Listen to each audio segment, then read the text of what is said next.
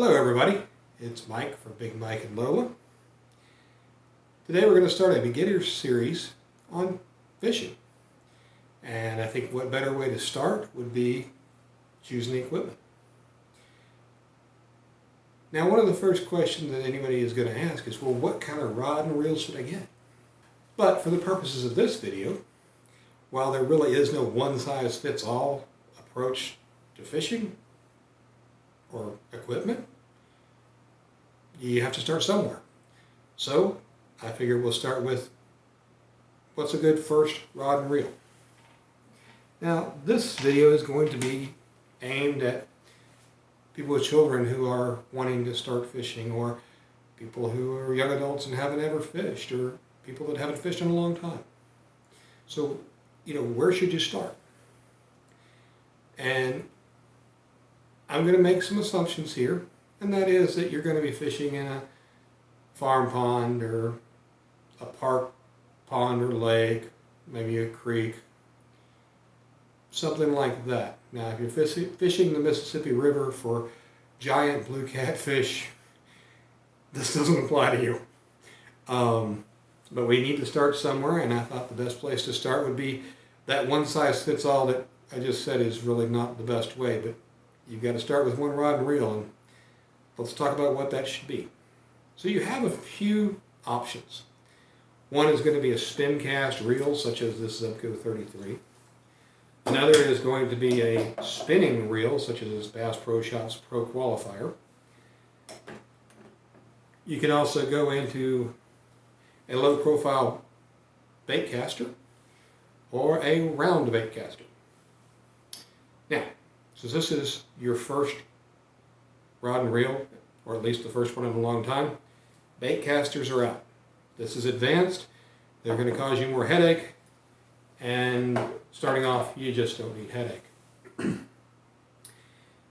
The first thing I'll say is, if you have children, try your best to avoid the Scooby-Doo rod or the SpongeBob SquarePants rod or Barbie rod. Now, don't get me wrong, when my girls were young, we went to Walmart, we had to go to the princess aisle first thing. They had more Cinderella dresses and more Snow White dresses than they could ever know what to do with. Well, they both ended up with those kind of rods. I tried to talk them out of it and I failed. But the reason you want to avoid them is, one, they're not long enough. Now, if you've got a 5-year-old, they're long enough for a 5-year-old, and they're cute and stuff, but you're going to spend more time dorking with the reel than you will with fishing. So if you can step up to something a little more expensive, a little nicer, everybody will have more fun. However, it won't say Barbie on the rod.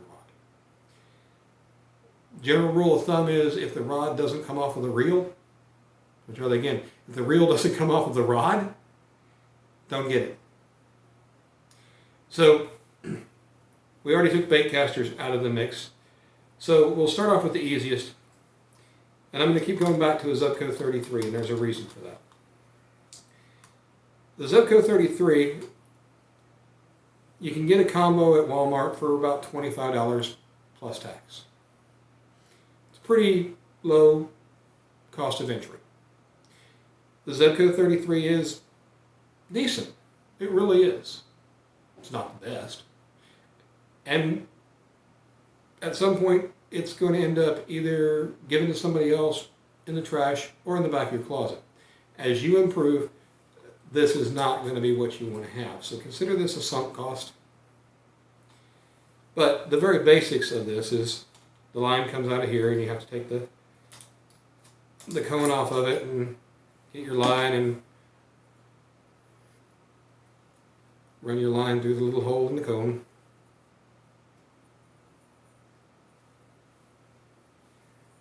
And then it becomes a little frustrating when you have to put this back on. You just want to make sure that you don't get your line caught between the cone and the body of the reel. Okay. Now, your Zebco 33s that I'm talking about at Walmart are not going to look exactly like this. This one's 10, 15 years old at least. Okay? So, the line comes out of here. You push the button. Now what that does, it doesn't allow you to pull the line out, but it gets the process started. So when you let off of that button, the line can come out. So you push the button in, swing back, swing forward about 1 o'clock, 2 o'clock, somewhere in here, you let loose of the button. And that allows the weight of your rig, your jig, your bait, whatever, to pull line out. Now, if you go too far, let's say you just gave it a real heave-ho and it's going further than you wanted it to, you can just push the button and it'll stop it, and it'll just stop the line from coming out, and the lure will pretty much drop right where you are, or right where it was. And then to start the retrieve, you just crank forward.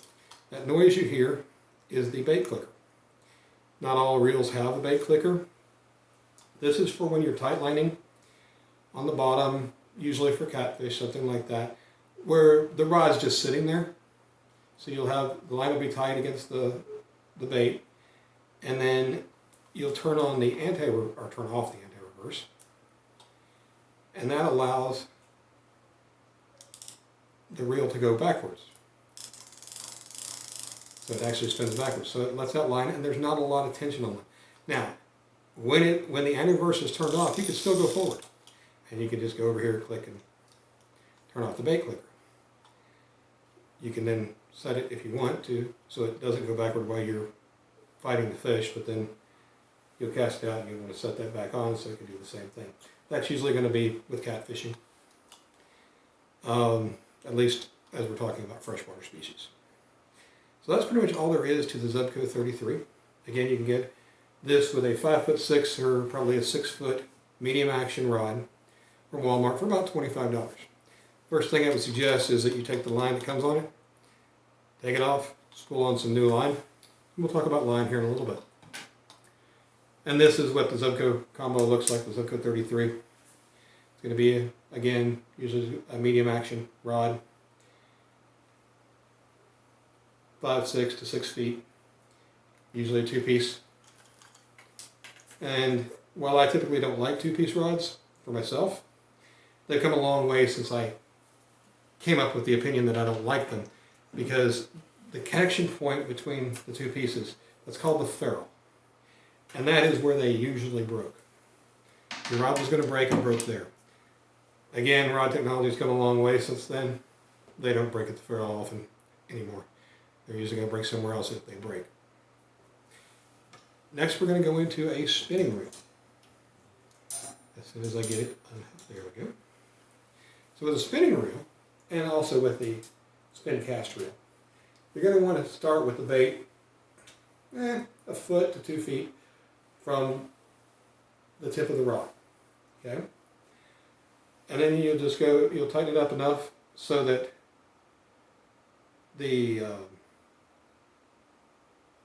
line guide on the reel is lined up closest to the rod. So you'll hold it, typically I hold it between the second and third finger, put the foot of the reel there, pull up with your index finger and just pull this up, the line up against the rod. Then you open the bail, which is this little guy right here. And now line can come off if your finger weren't there. So again, you pull back and you swing forward. When you get to about 2 o'clock position, you just let loose with your index finger, and that allows it to cast. If you start going too far, you can just grab the line and stop it, and you're fine. And then to retrieve, you just turn the handle forward. Now, one thing that I want to mention here is, and it's a beginner mistake, I mean, everybody does it when they start. You can open the reel, and if you twist enough on the handle, it'll close the bail on the reel. But it's not the best way. The best way is you just push it forward. And why is that? Well, it helps not add line twist to the rod, to the reel, and it also is better for the mechanism. Okay. Now what I have here is a Shimano Sienna size 500. And when we talk about reels, you'll often hear a 100 or a 1000. And some reel manufacturers do a 10, a 20, a 30, a 40, right? Some will do a 1,000, 2,000, 3,000. Well, the 500 is considered a 50, which is one of the smallest reels. It's good for crappie and bluegill. However, as you go up to a 1,000 size, the diameter of the spool gets a little larger. And the reel gets a little larger, and the drag washers get a little better, a little stronger, I should say. And overall, it's made to handle a little bigger of a fish. But with this small diameter reel spool, every time the line goes around that spool, because the spool is stationary, okay, the line is wrapped back around by the bail mechanism and the winder. That introduces, every revolution is going to introduce one twist in the line. Line twist with a spinning reel is inevitable. You don't want any extra. You want as little twist in there as you can get, but it is, in fact, inevitable. So for that reason, I would recommend starting off with a 1000 series. Now, in some different brands and lines of reels, the 1000 and the 2000 are pretty much identical except for the amount of line that will fit on the spool. So it's going to have a shallow or a deeper spool. Now, for this general purpose rig that I'm talking about, you're probably going to want to go with something like a 10-pound mono line, 10-pound monofilament. It's going to be, monofilament's your least expensive line, and it works. There are fancier things like fluorocarbon and braid. They're more expensive. In some situations, they work a little better. Some situations, they work a lot better. But monofilament's been what fishermen have used for as long as I've been alive. So we talked a little bit about the size of the reels. Now, it goes up 2,000, 3,000, 4,000. You don't want a 4,000 size reel to start off with. Because if you use a 10-pound mono, it's going to hold a bunch. And really, anything over about 100 yards is mostly waste. Now, if you hook into a big fish on a river system that's got a lot of current, then you can spool it. But that's not what we're looking for, right? We're not looking for those big fish right now. We're looking for the fun fish, the things that keep you coming back, the things that are a little easier to catch. So I'd recommend a size 1000 in the spinning reel if you want to go with that. You can up to a 2000 if you want. I don't have any specific combos that I would recommend, because once you get into spinning reels, often you're going to want to pick your own rod and your own reel. So, since we're talking about that, there are combos, and if you want to make that your first rod and reel, there's nothing wrong with that. You can get a combo for $30 or $40, a decent one. Now, how do you know decent from not decent? I'll take a little flack for this, and the Ugly Stick series is the exception to the rule. I don't like Shakespeare products. They're Ugly Sticks, they are decent rods. They hold up. No one can say differently. They're not the most sensitive. They're not the most anything. But it is a Shakespeare product, so I mentioned that's kind of the exception. I don't care for Shakespeare. Shimano, Daiwa, Lew's, Abu Garcia, Quantum, as opposed to Zebco. Zebco owns Quantum, or vice versa, but Zebco products are not at the same tier as Quantum. And they all have lower end reels. You can get a $1,600 Shimano reel if you wanted. The Sienna is about $30. If you wanted to pair that with a rod, I would say get a 6 foot or 6'6", and that's going to depend on your height. If you're over 6 feet or close to 6 feet, I would get a 6'6". That's 6 foot 6 inches. Medium power, fast action. Now, a lot of times action and power are intermingled. Some people will say, oh yeah, it's got a medium action. And there's such thing as a moderate action. But the power is how much flex is going to be in the rod, right? So this is an ultralight. So it's going to flex easily because we're playing with fish in the ounces to a couple, 3 pound range typically, okay? It's going to flex real easily. A heavy action, and oh, looky here, I've got one that's going to be close. This one's probably a medium head. Let me check. Nope, this is actually a medium, but it's a moderate action. So let's talk about that. Sometimes you just get too much equipment. Hang on just a second, let me get everything lined up here a little better.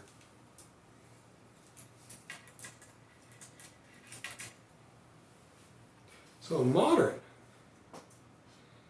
is going to flex further down the rod. So you see how you got a lot of flex at the tip. It's going to keep it's going to keep flexing very far down the handle, just not as much. But I mean, you're getting good flex here in the middle of the rod. Now let's take this Zebco. Again, this is a medium power fast action. See, it doesn't flex at the halfway point. It flexes mostly in the top third, and that is typical. Your fast action is going to be mostly in the top third, whereas your moderate action is going to be about halfway. Also, when you put a hook, if you have to use the eyelet, don't use the eyelet, but use the guide, the poles on the guide. Don't put it inside the eyelet because you can create scratches in there that can start damaging your line, and you'll know it when you've got a good fish on there and you lose it. So again, I'm going to say go with a medium power 6 foot or 6 foot 6 inch fast action rod. And again, this combo is like $25.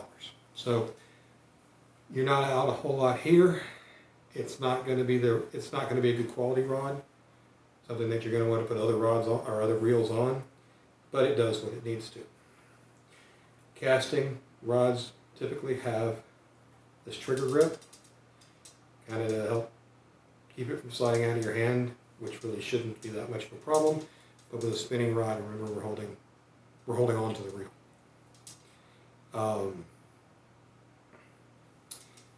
Let's talk about the butt section. They get longer and shorter. This is a very short butt section. But you notice that this one is solid. Let's go back to one of my spinning combos here. See, we have a split grip on our split handle.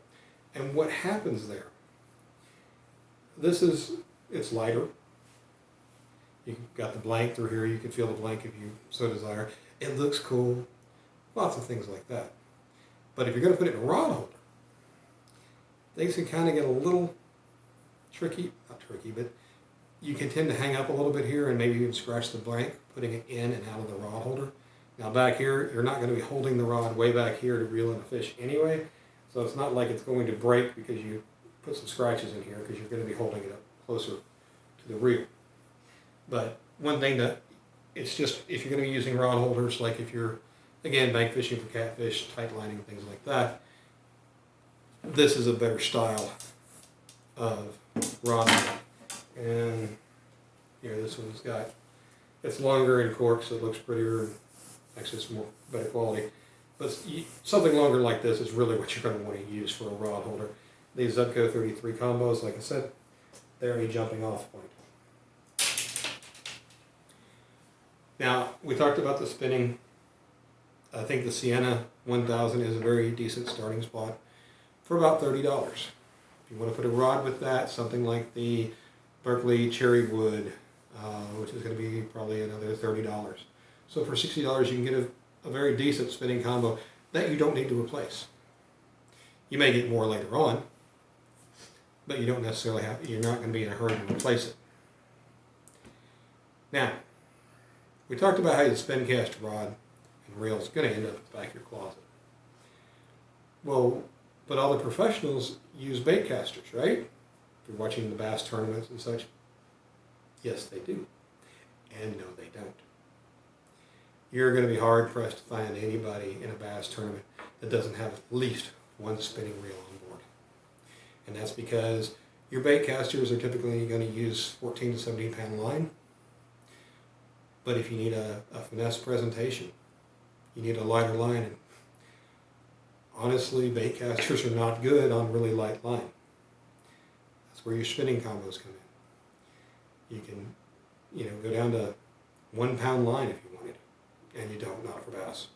But go down to 6 or 8 pound line, and you're going to really want to use that on a spinning rig.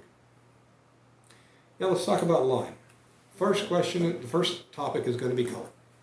Okay, these are your best 2 colors for not being seen in the water: clear or this moss green color. However, my eyesight has not stayed with me the way I wanted it to.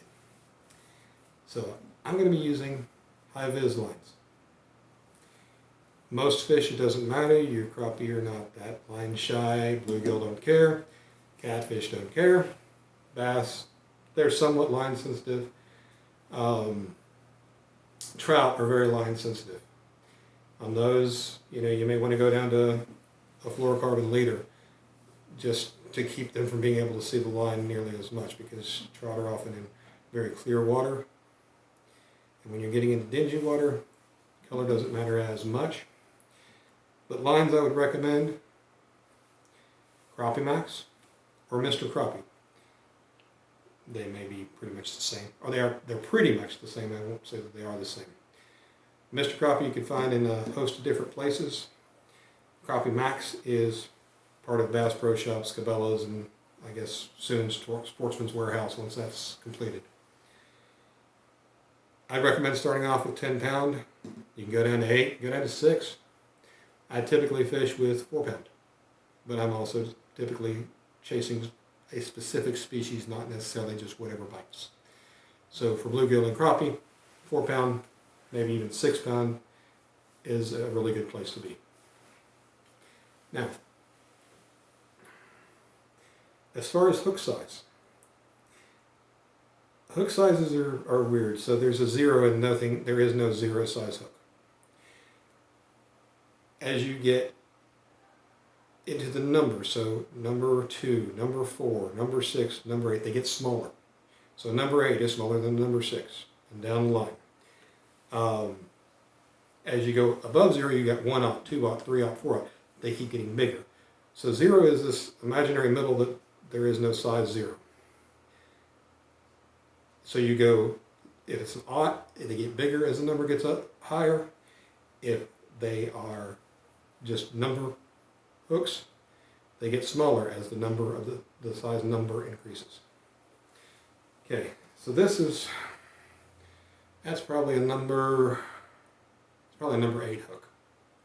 It's a 6 or an 8, but probably a number 8. If you insist on going with braid, I'm going to recommend off of Amazon Hercules brand. This was a 1,000-yard spool, which is, I think it was under $20. Most, like Power Pro or whatever, is going to cost you close to $20 for one reel. This one will fill 4 or 5 reels easily. So I recommend it. It's not the greatest, but it's a 10-pound test, and it is about a 6-pound diameter line. I'm sorry, no, it's about a 4 pound, maybe even lower. It's 12 millimeter, and the 4 pound, of course, is in 0.008 inches, and I'm not going to take out the calculator to convert, but it's a very thin line. You can get braid in under 10 pound, I wouldn't, because it's, if your eyesight's really good, then maybe so, but this is a very thin line. It's thinner than most household sewing thread. Okay. Now, for starting off, there are 2 lures, if you want to go with artificials, that I recommend right off the bat. One is the Worden's Rooster Tail. You can get a rooster tail You can get a Metz spinner, or you can get a Panther Marlin, or Panther Martin, I forget which it is. They make all of these are decent. The least expensive of them is the Rooster Tail. Now you can get inline spinners from Walmart that have no real brand name. They don't spin. I would recommend, if I were going to get one size, I'd get the 1/8 ounce. This is probably a 1/32, 1/24 ounce. The other is the Johnson Beetle Spin. Betts also makes a spinner like this. I prefer the Betts over the Johnson, but that's personal preference. What's great about this is not only do you get this bait, but you get a couple extra bodies with either one of them. You can take the spinner part off so that it's just a little jig. And now this is going to be again I think it's going to be a 1/32. As they go into a heavier weight, the head's going to get larger, the hook's going to get larger, the spinner, the frame, all of it's going to be bigger. Again, I would start off with probably a 1/16 or a 1/8. Just as a guide, I believe this to be a 1/8 ounce. And it's probably size 2 or a 1/0 hook. If you don't have enough weight to cast out, or if you're using live bait like worms, crickets, minnows, then you can use a split shot. And split shots are very simple. They're just a little piece of lead,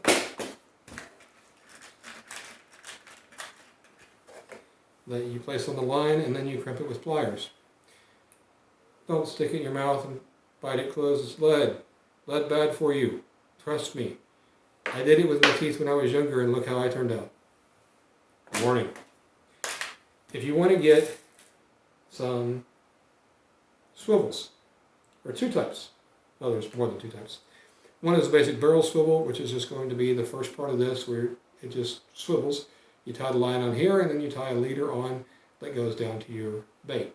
You can also get this type, which is a snap swivel, in which case you just put the hook onto the swivel, and close it up. Most anglers are going to prefer a barrel swivel versus the snap swivel, but snap swivels have their place as well. If you're going to be fishing with live bait, I would suggest probably a number 6 all the way up to about a number 2 hook. If you're going to use night crawlers or minnows or crickets, something like that. Then let's talk about floats or bobbers. Okay, so there's several different kinds. And I kind of want to show you some differences here. So, if you're fishing with something that's a little bitty jig like this, which I think is a 1/32 jig, it's a trout magnet body on a third-party jig. Don't use a big bobber like this, and this is by far not the biggest. Because as the fish pulls this down, they're going to feel that resistance, and they may just let go of it. So for something really light like that trout magnet, I'd be looking at something about this size. Maybe the diameter of a quarter, maybe a little smaller. And then of course you've got a medium size here too. And those are your standard round floats. These are your cigar floats. They have different kind of floats as well. This is a slip rig. And these are nice because you run your line through here. If you run your line through this black plastic piece, put it while it's in here, and pull your line up the bottom, then you're going to need to use a bobber stop, which are these little guys here. It's just a piece of yarn, thin yarn, and you slide it on your line, and you slide it off the little centerpiece that's on there, and it ties around, and basically it makes it so that it can't fit through that hole. You can also just thread this without the black piece onto your line, and then pop this guy in wherever you want, and then it will hold the line up against the side of the float. Now these are 2 other cigar floats. These are the kind that you clip on, but there's a difference here.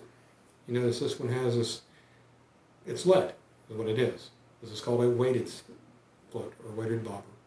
And what this does is keeps you from having to put as much weight between the bobber and the bait. And you need that weight for casting distance, right? So this gives you a little more casting distance. And you can get them bigger with heavier weight.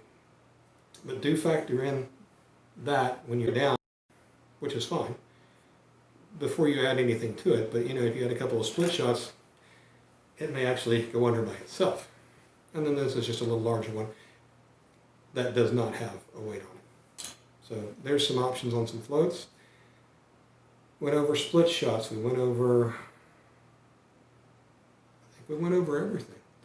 And that's to get you started. One other thing that I would encourage you to get is a pair of pliers. Academy has some that look very similar to these. These are from Bass Pro, but Academy, they're like $10. Bass Pro, I think these were $20. These come with a sheath, the ones that Academy do not. They're good for getting hooks out of mouths. They also have a cutter on there, so you can cut line as you need to. And if you're going to get a stringer, my goodness, they have heavy-duty stringers out there. They're almost as big around as my pinky finger. Don't do that. It's rope. You want a decent-sized length. I wouldn't get a 6 foot. If you can get longer, please do. But you don't need thick, because the fish are not hundreds of pounds of fish that are somehow going to break this nylon rope. So a very thin diameter is fine. I'd also recommend a fish basket. I like the floating kind. If you do get a fish basket, the first thing you want to do, because it has a top that goes in so you can put fish in, and then there's one at the bottom, so if you could take them out, tie the bottom one shut.